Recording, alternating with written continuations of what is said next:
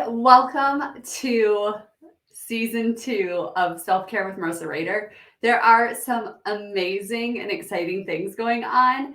In the first season of the podcast, I have no idea how many times I said it, but I know that it was at least 3, 5, maybe even 7 times where I was like, I wish you could see my face right now, or I wish that you could see our faces, or see the energy between me and my podcast interviewee. I would love for you to get the whole picture, because that's just part of my personality, you guys, is that I'm animated with more than just my voice. It is a whole body experience. And so this season, I am so excited to announce that we are not only launching a new season of the podcast, but we are videoing every single episode and uploading it to our brand new YouTube channel, which is so excited. So if you are tuning in to the podcast side of things, welcome. I'm so glad you're back. And if you have just recently found me on YouTube, don't feel bad, because this is the first time. It's a first for everything, and this is it. And so I am just super excited about all the things that are coming up this year, not just for me, but for you as the people that I show up for every day, the people that I get to have a job because of. So thank you for being here, and thank you for yourself for showing up, because every time you choose to watch a video or listen to a podcast episode or whatever it is that you're choosing to do for personal development, you are choosing you, because you value yourself and you value where you are headed. And I love that for you. I love it for you. It makes me, seriously, I have goosebumps right now, because I am just thrilled with the steps that you are currently taking to live your dream life, to live that life that you've just always dreamed of. And speaking of that, I want to introduce something new that I have started this year, and it is a community, because I have a goal, a personal goal, that I want to welcome 100 women into my community. And then I got to thinking, but what is my community? We should have a name. And so I want to introduce to you the Elite Dream Followers Society. It is a special place for women to show up authentically, be themselves, and chase their dreams. And so what it truly means to be an elite dream follower is that you chase your dreams unapologetically. You nurture your mind, your body, your soul, and your heart. You value integrity, your self-worth, and results. We're not just daydreaming here. We're going to get results. And you believe that you can change the world. And every one of you has that inside of you. I know you do. And so I cannot wait to celebrate that about you as the year goes on. So I want to welcome you to the community right now. If you are like, yeah, I want in on this, I have phone backgrounds. I have an actual manifesto for you about what it means to be a part of this community. You can download it in the show notes, down in the comments here on YouTube. Go and get your hands on the copy of my free guide. It's How to Build Your Dream Life. I break it down in a free PDF, and it's completely actionable. It's life-changing, to say the least. And so I'm sharing that with you, though, because I want you to be a part of my community. And that's how you get there. That's how we build a community, is we all come and have common ground that we want to work on together. And I want to be your leader, your Sherpa. I want to get you there. And so head to the show notes, get that guide downloaded, and get your hands on those screen backgrounds for your phone, so that you can embody every day what it means to be a part of this Elite Dream Followers Society.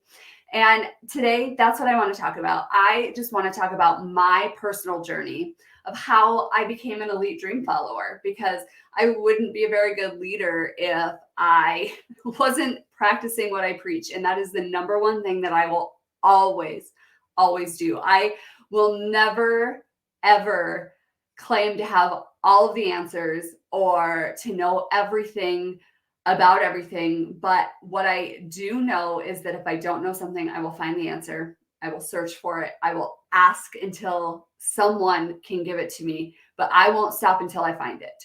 And so that's kind of where my journey started. Was I'm a small town kid, you guys.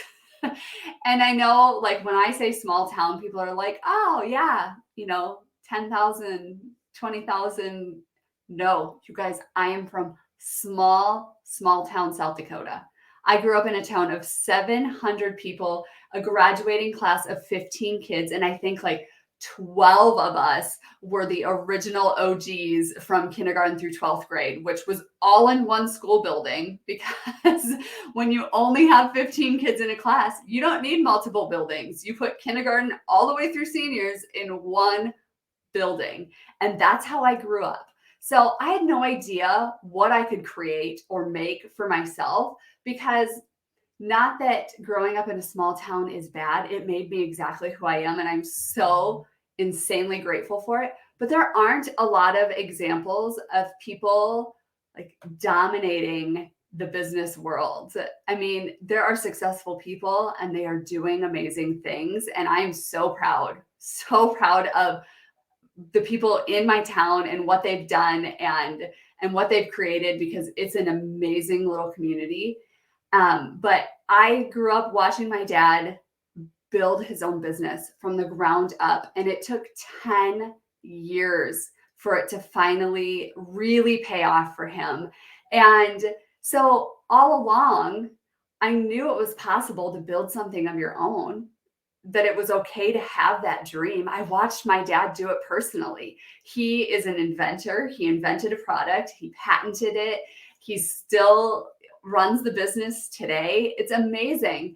But in my mind, I was like, I don't know how to do that. Yeah, I watched him do it, but I don't have anything to invent or to create. And so I just kind of put my big dream life on the back burner. I wasn't from California. I didn't grow up in LA. I didn't come from a bunch of money.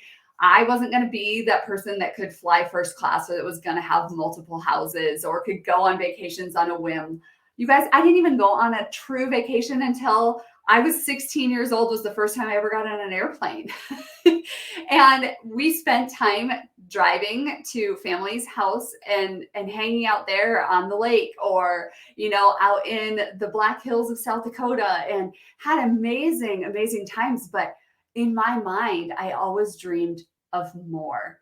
And I always felt kind of guilty about that, because I really loved everything about my life. I didn't want to trade any of it. But there was just that little hint of like, what if? What if I could be that person that had all of those things? And now I'm not going to lie, I'm not completely there yet. But dang it, I'm on my way and I want to bring you with. And so I was that kid. I was an athlete. I played 2 sports in college my freshman year. I was a successful kid by successful teenage girl standards, I would say, what society perceived. I was going to get my 4-year degree. I was playing college sports. I had ambitions to, make something of myself. I didn't really know what that was yet. But in my mind, okay, people who are really successful, what do? Oh, they're doctors, right? I mean, who doesn't want to be a doctor? They have the means, they have the job, security and all of those things to live a pretty grand life if they do it right. And so in my mind, I was like, that's what I'm going to do. I'm going to be successful and I'm going to be a doctor, because in my mind, that was the most successful thing that you could do. Well, I'm going to tell you, I played volleyball and basketball. The seasons overlapped by 3 weeks. And I was on a spiral of depression and anxiety like I had never known possible. I remember calling my mom crying and being like, can I just move home? And thankfully they didn't let me. But if they would have let me, I'd have come home and I would have lived in my small town for the rest of my life and just like put the dreams away, because I was miserable. Guys, oh my gosh, it breaks my heart to even just like go back to that place, because I was so unhappy with my choices of what I wanted to do with my life. I was not really drawn to any of my pre-med classes. It was like I was just doing it to do it. And so I knew something had to change. And that was where the first bit of courage came in, because in my mind, I was a failure. I couldn't cut it as a pre-med student. And so now what? What do you do after that? After you've just failed at your entire future? And so I was like, well, the next thing you do is you become a business major, because you can do anything with a business degree, literally anything. Holy moly, business classes do not prepare you to be a business owner. They teach you the most ridiculous things. I went through 3 business classes and was like, count me out. I do not want to be a business owner. This is what I have to do. So once again, failed at that. At this point, I was becoming pretty good at admitting that I was just a failure at life. I mean, here I am, 19, 20 years old, and I'm like, well, this is it. I failed at life. I'm done. Just send me back home and I'll live in my parents', basement for the rest of my life. No. I started working for an after-school program though, and fell in love with it, and got a lot of validation from the parents and the teachers in the building that I was amazing at it. I quickly became the head of the after-school program at the elementary that I was working at, managed 90 kids every day after school and 6 staff. And you guys, I was 20. I was like 20 or 21 years old. I knew nothing about managing other humans, let alone 90 kindergarten through 5th graders or other adults who were older than I was. But it gave me that glimpse of like, I'm not quite the failure I thought I was. There's hope here. And so I'm naturally drawn to doing things that I am good at and that other people tell me I'm good at. Am I right? Like, who doesn't like to be told that they're good at what they do? And so I tried teaching. I got my degree at like rapid pace, because dang it, I was not wasting any more time in college than I had to, because I had a life to live and I had a game plan. And because I had failed so many times before, I was behind. And so I actually still finished my degree. I only ended up going an extra half a semester to do my student teaching. And that's what I did. I became a teacher and I loved it. It is like ingrained in my soul to teach people. It just made sense. Everything I learned being a teacher just clicked and made sense. I was like, they actually have to teach people this, because this just makes sense. Like, who doesn't understand that this is how teaching people works, or teaching kids, or that this is how kids work? And so I thought, yeah, this is it. But soon after I had been teaching for a few years, I got to that place where I just felt stuck. I couldn't advance in my career anymore, working harder, getting better results. None of it was giving me that validation that I needed anymore. Like, yes, doing it for the kids was enough for a while, but eventually my true self started coming out. And I was learning to better manage my anxiety, better manage being a mom, better manage just my emotions and keeping myself in check. And when I started doing that, I started learning more about myself. And what I found was that I needed something more. I needed something for me that I did for me. And so I started selling teaching resources online. Started off as a hobby, but I'm also kind of a competitive person. So when I found out that people were doing this full time and they were leaving their teaching jobs, I was like, that's where my success is going to come from. I'm going to do it. I'm going to become so wildly successful at this that I can leave my teaching job. And I set a 5-year goal to be able to walk out the door of my classroom and not look back. And on year 3, I looked at my husband and I said, it's overwhelming. I can't do both anymore, but I know I'm not ready to leave the classroom financially. My business isn't quite there yet. I had that 5-year plan. COVID hit. I taught from my kitchen table. Talk about resilience, you guys.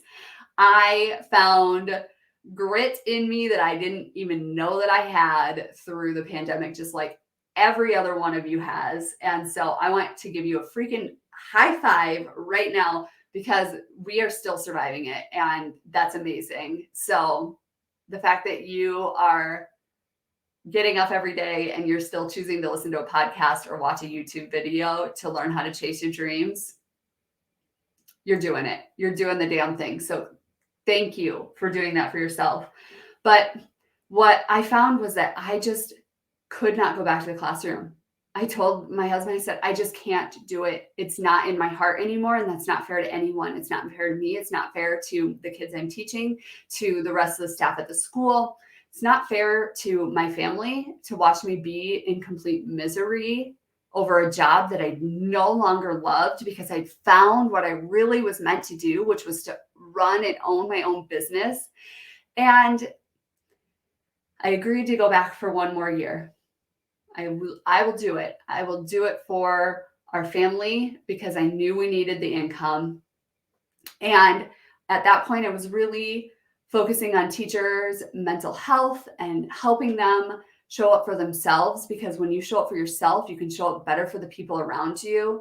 A lot of you, if you are avid listeners of the podcast, you've probably heard me talk about it before, but we want to use that metaphor, like you can't pour from an empty cup, but I don't want you to ever pour from your cup. I want you to think of all of the people who depend on you and who are in your lives and that are a priority to you, all have cups underneath yours and yours stacks on top. And we want to fill your cup so full that it overflows into the cups below you to fill them. So you are never depleted in order to fill someone else's cup. And that's what I was speaking out against. And teachers were worried. Going back, we had just done virtual learning. We knew nothing about COVID. It was just a mess. And we were talking about masking kindergartners, social distancing them, having to wipe down tables in between seeing kids and having to wear shields and fogging our rooms after being there for the day, possibly only having school on Monday, Tuesday with one group of kids, Wednesday off for virtual learning, and then coming back and meeting with the other half of our kids on Thursday, Fridays. Like, there was so many things weighing on teachers and their mental health that I started speaking out about it.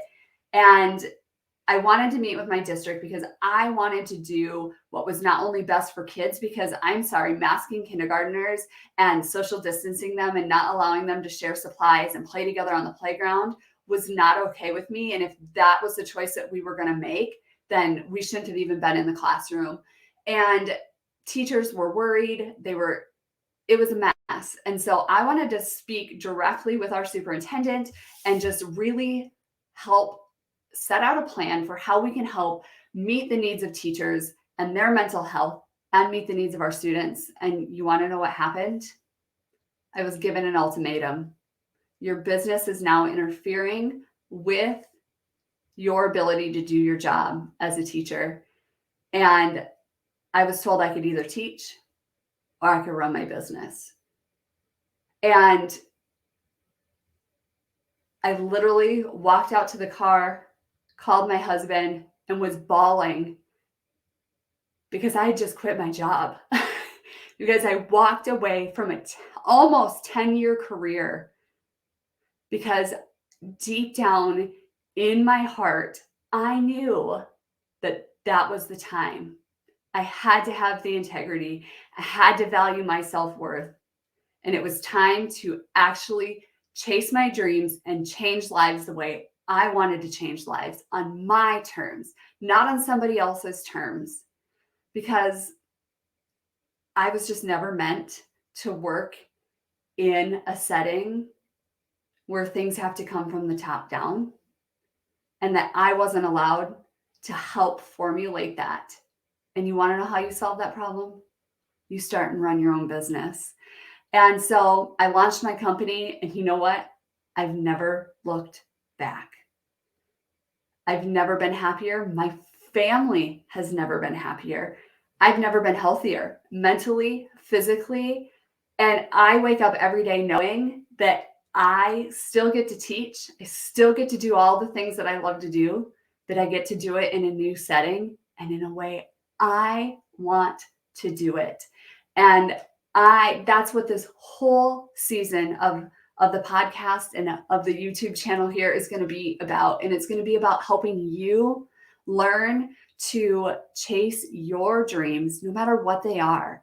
You don't have to want to run a huge company and become a CEO. It could be that you just simply want to start a side hustle to be able to pay for dance classes for your kids, or gymnastics or karate or whatever it is. Or you might just need that little push from someone to help you start living life on your own terms. That's what I'm here for. And that's what we're going to focus on this entire season. And I cannot wait to bring you more amazing stories and testimonies of other people who have done the same. We're really going to focus on self-love this year. And that's going to be our entire focus of February, because February is the month of love, self-love.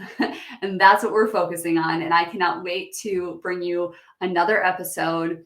We're going to be bringing on amazing guests. I have a self-love coach named Rosie lined up for this month coming up. And we are going to create this amazing community of elite dream followers together. So thank you for being here today. Thank you for sticking around. Make sure you download that free guide and come find me on Instagram. I cannot wait to connect with you on there. Tell me, hey, I just listened to your episode on becoming an elite dream follower, or I caught some of your previous episodes on the podcast. Like, let me know that. I love to hear from you. And I cannot wait to check your names off to be on my list of 100 women that I help build this community with this year. So until next time, I'm going to be here cheering you on, and go out there and chase your dreams.